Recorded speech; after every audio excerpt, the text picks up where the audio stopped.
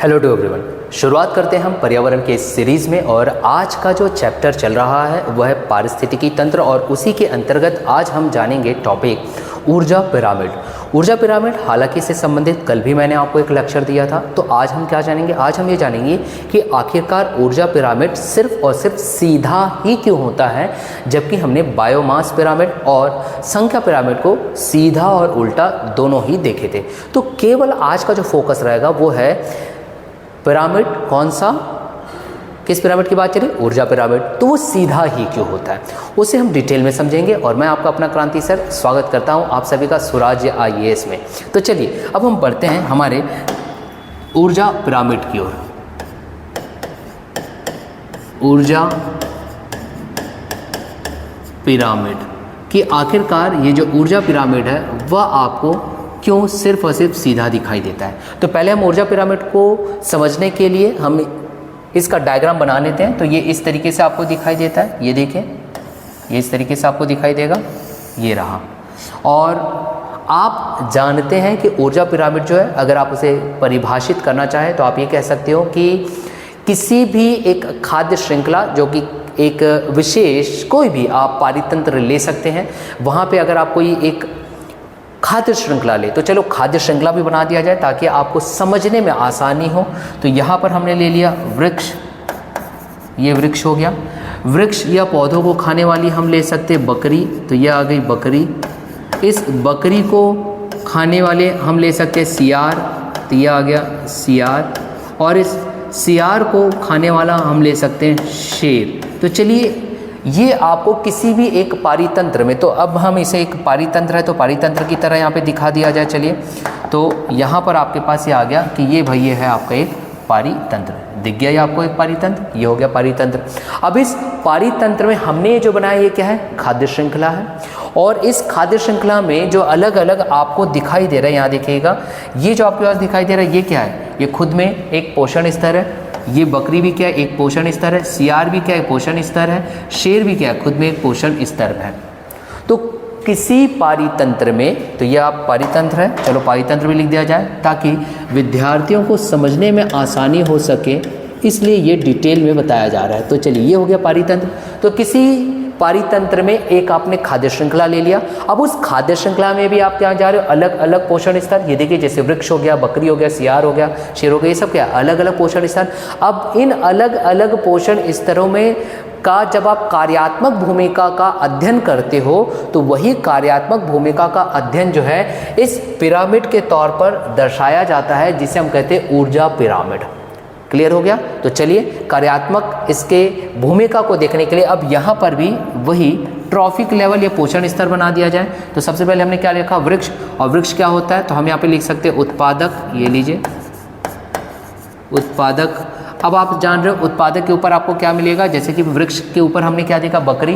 तो बकरी क्या है? उसके प्राथमिक उपभोक्ता है, इसलिए हमने यहाँ पे रख दिया प्राथमिक उपभोक्ता। ठीक। फिर हमने देखा बकरी को कौन खा रहा है? सियार। तो सियार जो है वो क्या है? द्वितीयक उपभोक्ता। तो आप यहाँ पे ले सकते हो द्वितीयक उपभोक्ता हो गया। अब देखिए हमने सियार को खाने वाला कौन है? शेर। तो आप यहाँ पर ले सकते हो एक तृतीयक उपभोक्ता। इस श्रृंखला के आधार पर मैं आपको बता रहा हूँ तृतीयक उपभोक्ता। और उसके भी ऊपर आपको एक और लेवल मिलता है जिसको हम शीर्ष उपभोक्ता कहते हैं या चतुर्थ उपभोक्ता कहते हैं। एक खाद्य श्रृंखला में एक और आप लेवल बढ़ा सकते हैं, तो यहाँ पे आ जाएगा शीर्ष उपभोक्ता या फिर आप इसे चतुर्थ उपभोक्ता भी कह सकते हैं। तो चलिए ये आपका एक अलग अलग पोषण स्तर भी यहाँ पर बना दिया गया है। अब इसे और अच्छे से समझते हैं कि क्यों ये जो ऊर्जा पिरामिड है सिर्फ और सिर्फ सीधा मिलता है। तो सीधा मिलने का इसका कारण है ये किस नियम को फॉलो करता है, और ये किस नियम को फॉलो करता है, किस नियम का पालन करता है, तो वह नियम है ऊष्मागतिकीय, इसे आप समझेंगे। अब ऊष्मागतिकीय क्या है उसे समझाऊंगा, और किस तरीके से ऊर्जा यहाँ पर ये ट्रांसफ़र हो रहा है, स्थानांतरण हो रहा है, उसे भी समझेंगे। तो आप बिल्कुल क्लियर हो जाओगे कि क्यों जो ऊर्जा पिरामिड है वो सिर्फ और सिर्फ सीधा हमें दिखाई देता है। तो उसे समझने के लिए हम लेते हैं ऊष्मागतिकी नियम। तो यहाँ पे लिख दिया जा रहा है, ये जो दो नियमों को पालन करेगा, एक है ऊष्मागतिकी, यहाँ देखते हैं, यहाँ पे लिख दिया गया ऊष्मागतिकी का नियम फॉलो करता है। मैं इसे स्टार मार्क बनाकर लिख दिया कि ये फॉलो करेगा ऊष्मागतिकी, ऊष्मागतिकीय नियम ये फॉलो करता है, जिसे आप इंग्लिश में लॉ ऑफ थर्मोडायनामिक्स कहते हो। फर्स्ट लॉ ऑफ थर्मोडायनामिक्स के अंतर्गत अगर आप देखोगे तो ये ऊष्मागतिकीय नियम क्या है। ऊष्मागतिकीय नियम ये कहता है कि जो ऊर्जा होती है उसका आप निर्माण नहीं करते, अपितु वह एक प्रकार से दूसरे प्रकार में ट्रांसफ़र होती है या रूपांतरण होता है। अब सर ये तो मुझे समझ में नहीं आ रहा, ये कैसे होगा?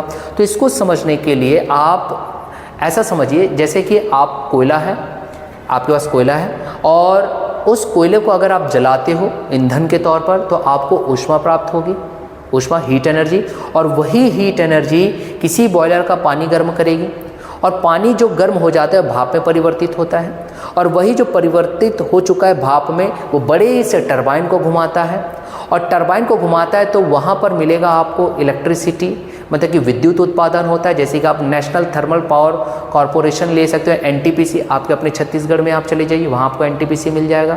ठीक, तो आपने क्या देखा, कोयला को आपने जलाया तो आपको ऊष्मा प्राप्त हुआ, ऊष्मा से आपने टरबाइन को घुमा दिया तो उसमें आपके पास विद्युत उत्पादन हुआ, मतलब विद्युत एनर्जी मिल गई, विद्युत ऊर्जा। और वही विद्युत ऊर्जा जब आपके घर में जाती है, आपके घर में लगे हुए पंखे को घुमाने लगती है, तो पंखा घूम रहा है तो क्या हुआ, यांत्रिक ऊर्जा।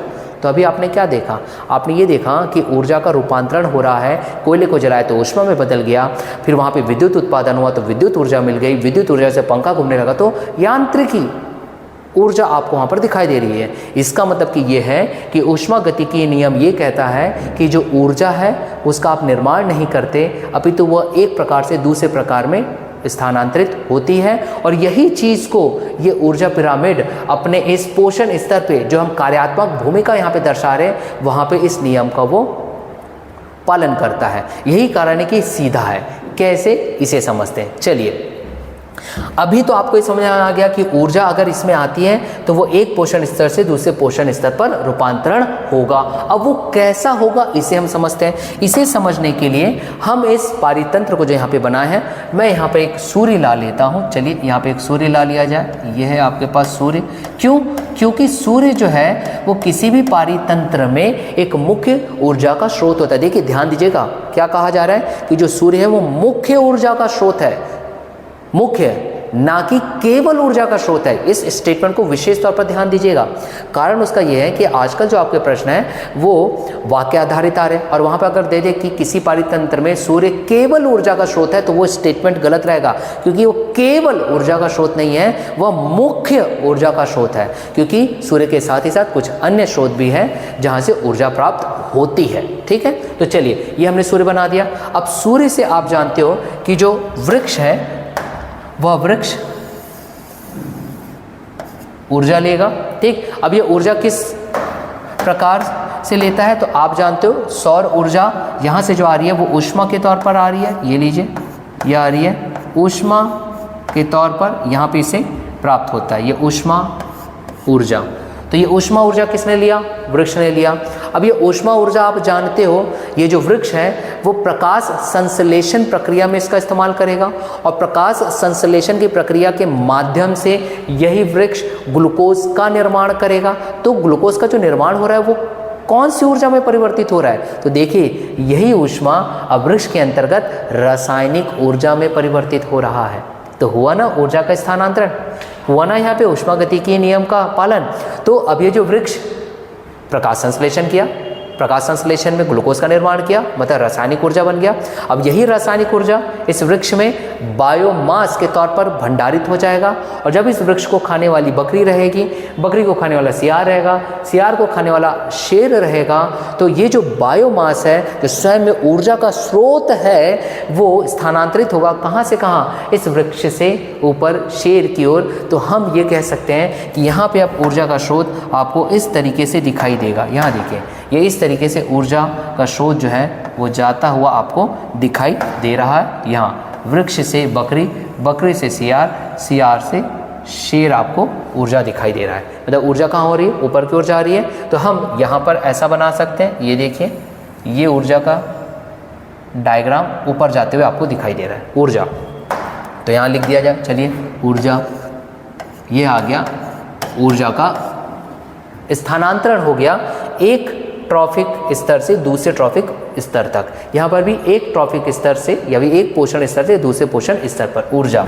अब यहाँ पर अब आप एक और चीज़ समझिए, एक और नियम आपको समझना होगा, वहाँ से क्लियर हो जाएगा आपके पास। बिल्कुल, ऊष्मागतिकी नियम को हमने बता दिया कि ऊर्जा जो है स्थानांतरित हो रहा है एक प्रकार से दूसरे प्रकार में। जैसे कि ऊष्मा मिली, यहाँ पे ऊष्मा ऊर्जा, वृक्ष ने रासायनिक ऊर्जा में परिवर्तित किया, जो बायोमास स्टोर हुआ, बायोमास से बकरी में गया, बकरी से सियार, सियार में शेर। अभी जो ऊर्जा है ना, जब ये स्थानांतरित होता है एक ट्रॉफिक लेवल से दूसरे ट्रॉफिक लेवल में, तो इसकी हानि भी होती है, हानि भी होती है। उसे समझने के लिए हम मैथमेटिकल कैलकुलेशन कर सकते हैं, हम यहाँ पे गणितीय कुछ संख्याओं का इस्तेमाल कर सकते हैं। कैसे, उसे समझते हैं। यहाँ देखिए, ये वृक्ष हो गया, तो वृक्ष यहाँ पे उत्पादक के तौर पर आपके पास दिखाई दे रहा है।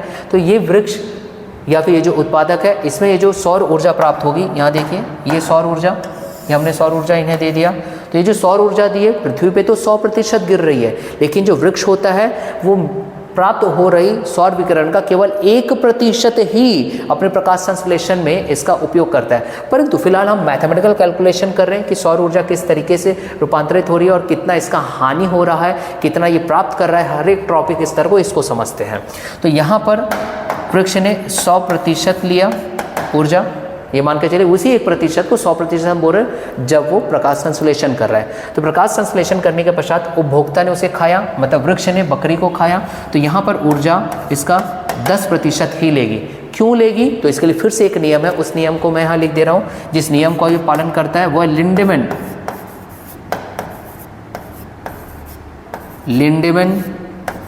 का 10% नियम, इसको ये फॉलो करता है, लिंडेमैन का 10% नियम।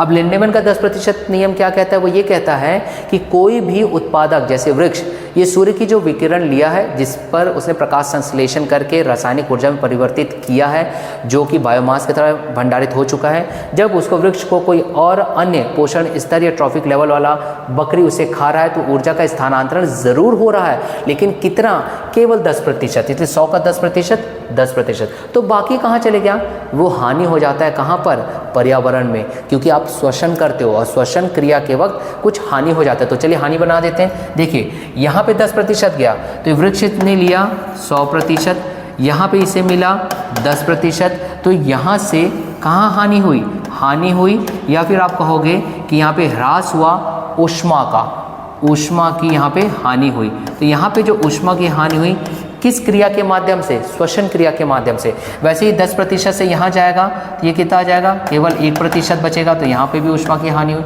यहाँ पे 0.1% आपको दिखाई दे रहा है, ये लीजिए ऊष्मा की हानि हुई। तो यही चीज़ यहाँ पे दिखाया गया, 10% से इसे प्राप्त हुआ 1%, इसे 0.1%। अब और इसमें अगर करोगे तो 0.1% इसे प्राप्त हो रहा है। तो सब के सब हानि कहाँ हो गई, ऊष्मा की हानि किसके जरिए हुई, तो श्वसन के माध्यम से कहाँ चले गई, पर्यावरण में चली गई। क्लियर हुआ। अब यहाँ पर भी इसी आप ऊष्मागतिकीय नियम को पालन कर सकते हो, क्योंकि ऊष्मागतिकीय नियम क्या कहता है कि जो ऊर्जा है वो एक रूप से दूसरे रूप में स्थानांतरित होती है, नष्ट नहीं होती। हाँ, यहाँ पर भी नष्ट नहीं हो रही। अब आप इसे भी समझिए। देखिए, वृक्ष ने 100% लिया मान के चलिए, तो केवल 10% बकरी में गया, तो बाकी 90% कहाँ चले गए, यहाँ से यहाँ ट्रांसफर के वक्त पर्यावरण में।